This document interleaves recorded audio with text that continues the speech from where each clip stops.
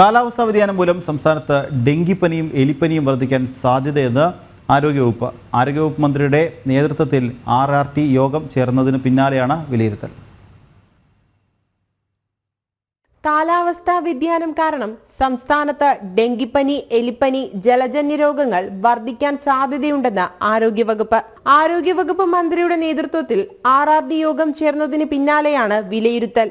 എല്ലാ തദ്ദേശ സ്ഥാപനങ്ങളും മെയ് 15-നകം മൈക്രോ പ്ലാൻ തയ്യാറാക്കണമെന്നും നിർദ്ദേശമുണ്ട്. പേവിഷബാധയ്ക്കുള്ള പ്രതിരോധ വാക്സിനുകൾ എല്ലായിടത്തും ഉറപ്പാക്കാനും നിർദ്ദേശിച്ചിട്ടുണ്ട്.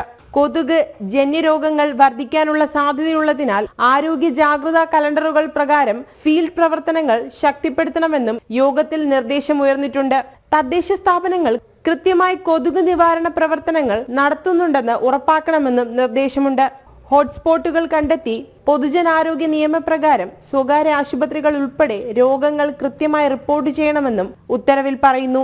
മഴക്കാലം മുന്നിൽ കണ്ട് ശക്തമായ പ്രതിരോധ പ്രവർത്തനങ്ങൾ ആവശ്യമാണെന്നും ഇത്തരത്തിൽ കൃത്യമായ വിലയിരുത്തൽ നടത്തി രോഗപ്രതിരോധ പ്രവർത്തനങ്ങൾ നടത്തണമെന്നും ആരോഗ്യമന്ത്രിയുടെ നേതൃത്വത്തിൽ നടത്തിയ യോഗത്തിൽ നിർദ്ദേശിച്ചിട്ടുണ്ട്.